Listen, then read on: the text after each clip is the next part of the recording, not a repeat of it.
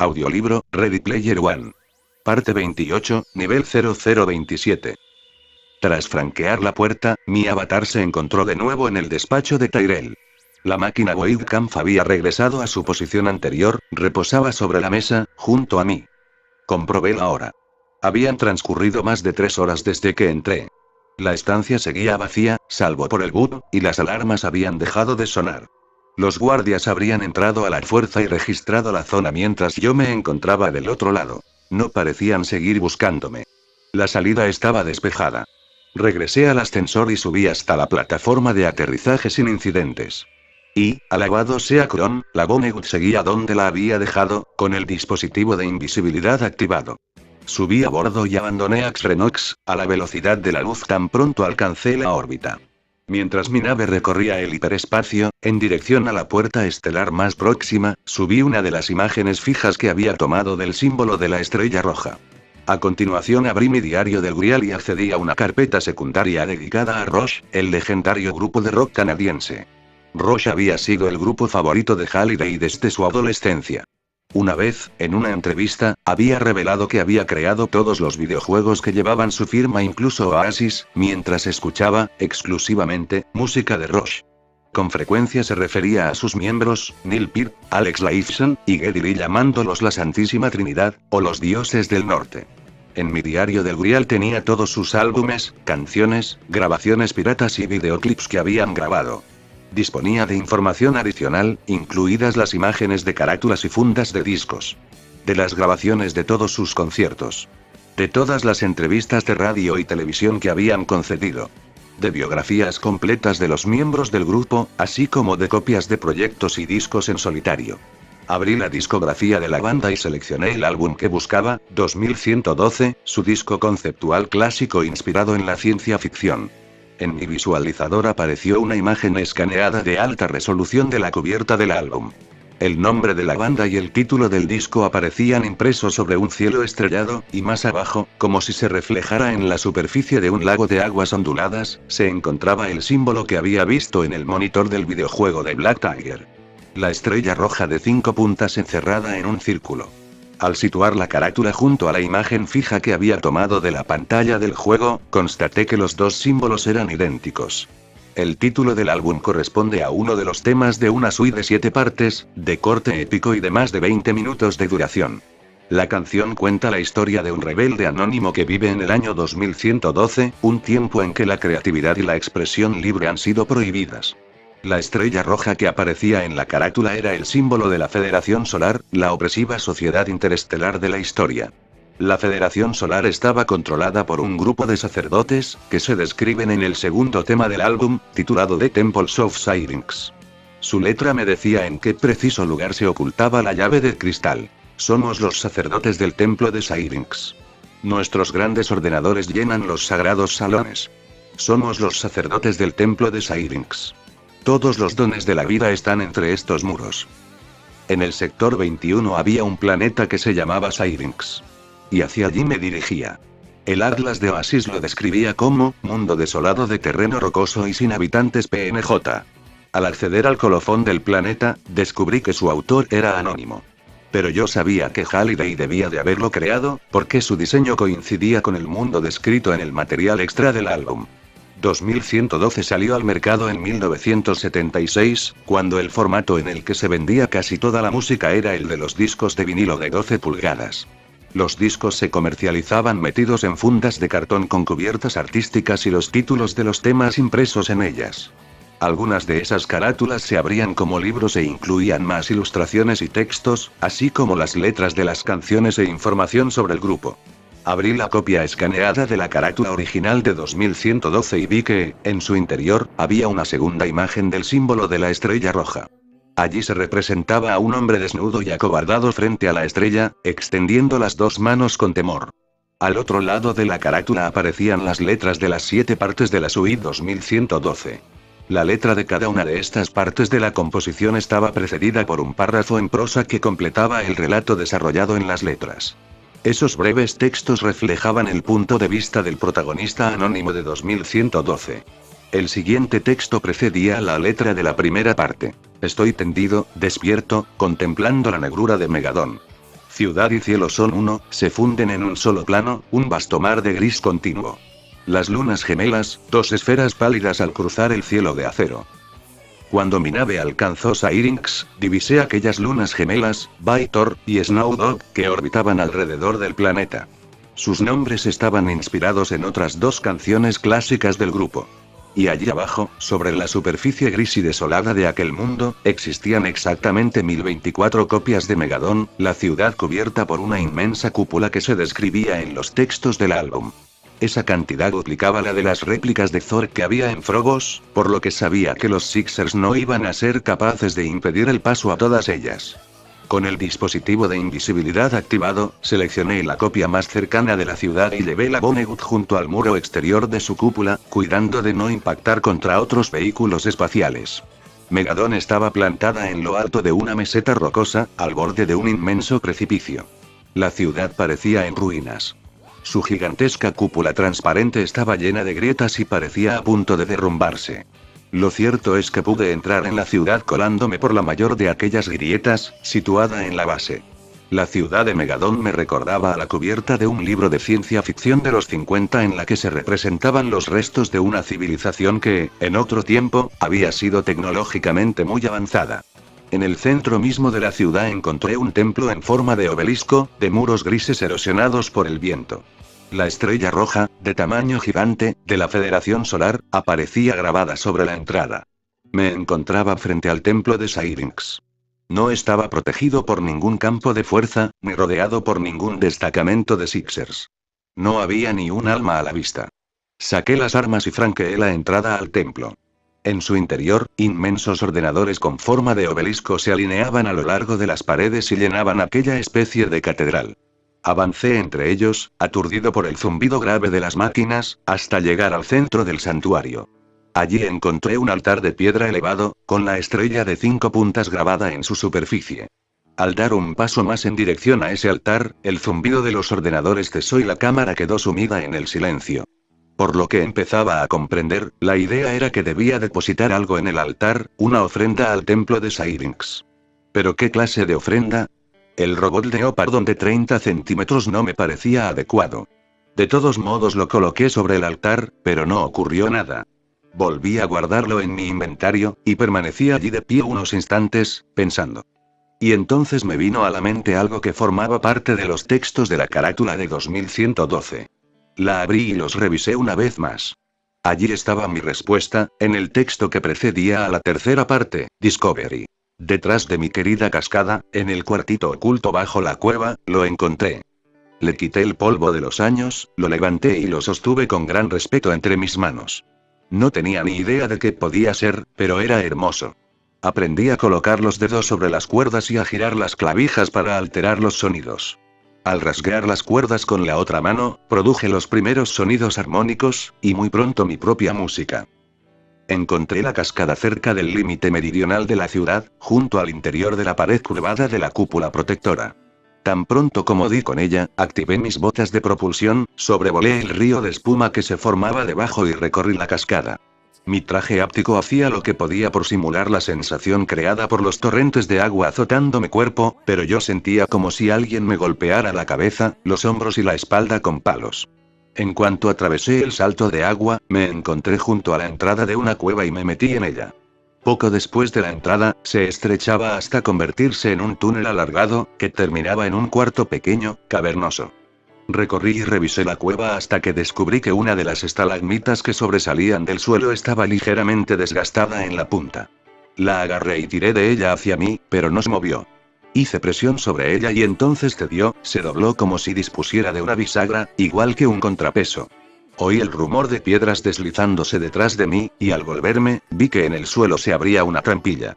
Simultáneamente, en el techo de la cueva había aparecido un hueco por el que penetraba un haz de luz brillante que se colaba por la trampilla abierta y alcanzaba la diminuta cámara que se adivinaba abajo. Extraje un objeto de mi inventario, una varita capaz de detectar trampas ocultas, mágicas o no. La usé para asegurarme de que el área estuviera despejada, antes de bajar de un salto a través de la trampilla y aterrizar sobre el suelo polvoriento de la cámara oculta. Se trataba de un espacio diminuto, cúbico, con una gran piedra sin pulir apoyada contra la pared norte. Encajada en la piedra había una guitarra eléctrica, de la cual sobresalía el mástil. La reconocí de la grabación del concierto de 2112 que había visto cuando venía de camino. Era una Gibson Les Paul, de 1974, la que había usado Alex Lifeson durante la gira de promoción del álbum. Sonreí al contemplar aquella absurda imagen artúrica de la guitarra metida en la piedra. Como buen Gunter, yo también había visto muchas veces Excalibur, la película de John Borman, y me parecía obvio lo que debía hacer a continuación. Extendí la mano derecha, agarré el mástil y tiré de él. El instrumento quedó liberado de la piedra emitiendo un largo chirrido metálico. Con la guitarra levantada por encima de la cabeza, aquel sonido agudo se convirtió en un poderoso acorde que resonó en toda la cueva. La miré bien, a punto de activar las botas de propulsión para regresar de nuevo a la parte superior de la cueva. Pero entonces se me ocurrió algo y permanecí inmóvil.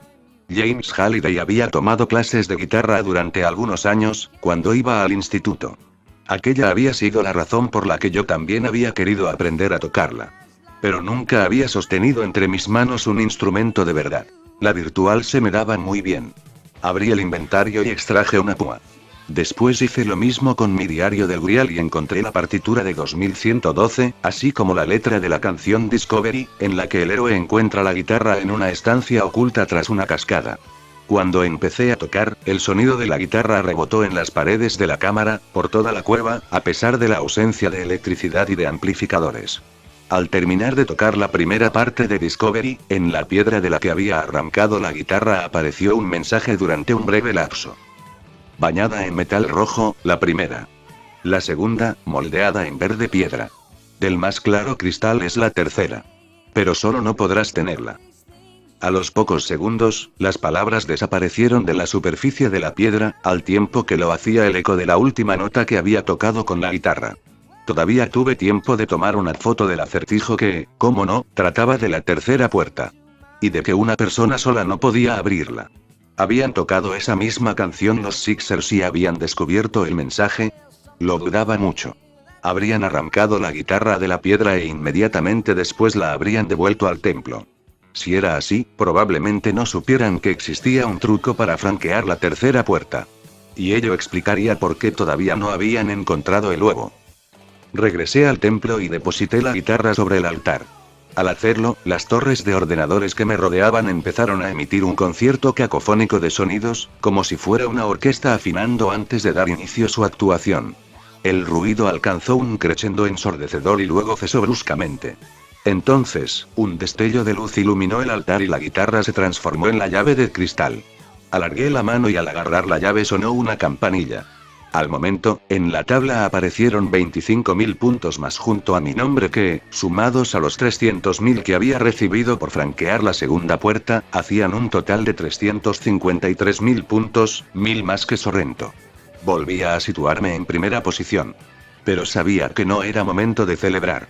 Me apresuré a examinar la llave de cristal, ladeándola para estudiar su superficie brillante, prismática. No lograba ver ninguna inscripción en ella, pero sí encontré un pequeño monograma grabado en el centro del mango, una letra A, escrita a mano, que reconocí al instante. Aquella misma letra A aparecía en la caja de símbolos de personajes de la primera página de personajes de dragones y mazmorras de Halliday. Y aquel mismo monograma aparecía también en la túnica oscura de su famoso avatar de Oasis, Anorak. Y yo sabía que aquella letra emblemática adornaba las verjas de la entrada principal del castillo de Anorak, su fortaleza inexpugnable. Durante los primeros años de la cacería, los Gunters habían acudido como insectos hambrientos a todos los lugares posibles donde pudieran estar ocultas las tres llaves, sobre todo a planetas creados originalmente por el propio Halliday. Ejemplo paradigmático de ellos era el planeta Actonia, asombrosa recreación del mundo de fantasía que Halliday había creado para su campaña de dragones y mazmorras del instituto, y escenario de muchos de sus primeros videojuegos. Actonia se había convertido en la meca de los Gunters. Como el resto, yo también me había sentido en la obligación de acudir en peregrinación hasta allí para visitar el castillo de Anorak. Pero se trataba de una fortaleza inexpugnable, y siempre lo había sido. Ningún avatar, salvo el propio Anorak, había franqueado su entrada. Sabía que debía existir un modo de acceder a él. Porque la tercera puerta se hallaba oculta allí. De nuevo en la nave despegué a toda velocidad y puse rumbo a Actonia, en el sector 10. Durante el trayecto repasé los canales de noticias para comprobar qué locura causaba en los medios mi regreso a la primera posición. Pero mi posición no era la noticia más destacada. El bombazo de aquella tarde era que el escondite del huevo de Pascua de Halliday había sido descubierto al fin, y revelado al mundo. Según los conductores de los informativos, se encontraba en el planeta Actonia, en el interior del castillo de Anorak.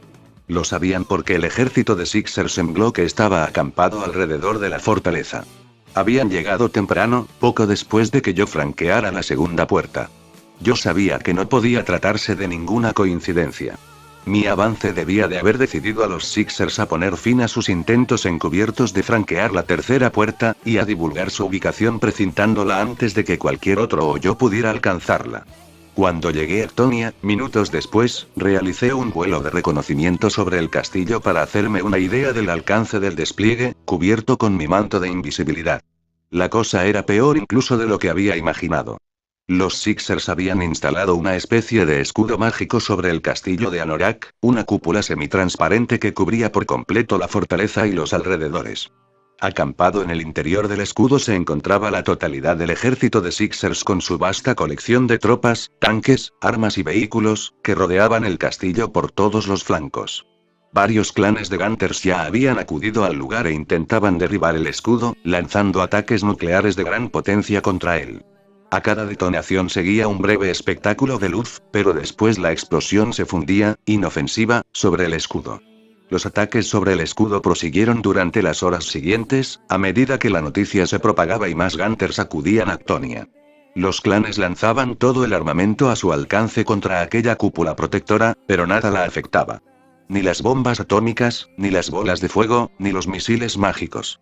En determinado momento, un grupo de Gunters intentó cavar un túnel bajo la cúpula y descubrió que era, de hecho, una esfera completa, que rodeaba el castillo también bajo tierra. Esa noche, más tarde, varios brujos Gunters de alto nivel lograron concretar una serie de hechizos de adivinación y anunciaron, en los muros, que el escudo que rodeaba el castillo había sido generado por un poderoso artefacto conocido como Orbe de Osubox, que solo podían accionar los hechiceros de nivel 99. Según la descripción disponible, el artefacto podía crear un escudo esférico alrededor de sí mismo, de una circunferencia de medio kilómetro. Se trataba de una protección impenetrable e indestructible, que podía pulverizar prácticamente todo lo que la rozara. También podía mantenerse activa indefinidamente, siempre que el hechicero que manejara el orbe permaneciera inmóvil y no separara las manos del artefacto. En los días que siguieron, los Gunters hicieron todo lo posible por traspasar el escudo. Recurrieron a la magia, a la tecnología, a la teletransportación, a los contrahechizos, a otros artefactos. Pero nada funcionaba. No había modo de vencer su resistencia. Un clima de desesperanza se apoderó de la comunidad Gunter. Los que concursaban por su cuenta, y los que se agrupaban en clanes, todos parecían dispuestos a tirar la toalla. Los Sixers estaban en posesión de la llave de cristal y del acceso exclusivo a la tercera puerta. Todo el mundo coincidía en que el fin estaba cerca, en que la cacería estaba muerta y enterrada. Mientras se desarrollaban esos acontecimientos, yo, no sé cómo, logré mantener la calma. Cabía la posibilidad de que los Sixers no hubieran descubierto aún el modo de abrir la tercera puerta. Contaban con todo el tiempo del mundo, sí. Podían permitirse el lujo de ser lentos y metódicos. Tarde o temprano se toparían con la solución. Pero yo me negaba a claudicar. Hasta que un avatar llegara al huevo de Pascua de Halliday, todo era posible. Como sucedía en los videojuegos clásicos, la cacería había llegado a un nivel superior, más difícil. Y los niveles nuevos solían requerir de nuevas estrategias. Empecé a diseñar un plan. Un plan valiente y descabellado para cuyo éxito haría falta tener mucha suerte. Lo puse en marcha enviando correos a Artemis, H y Shoto. En mi mensaje les revelaba en qué punto exacto se encontraba la segunda puerta y cómo obtener la llave de cristal. Cuando estuve seguro de que los tres lo habían recibido, puse en marcha la siguiente fase de mi estrategia. Era la que más me aterraba, porque sabía que, muy probablemente, terminarían matándome. Pero, llegado a ese punto, aquello ya no me importaba. Iba a llegar a la tercera puerta, o a morir en el intento. Fase 3. Salir es algo que está muy sobrevalorado. Almanaque de Anorak, capítulo 17, versículo 32.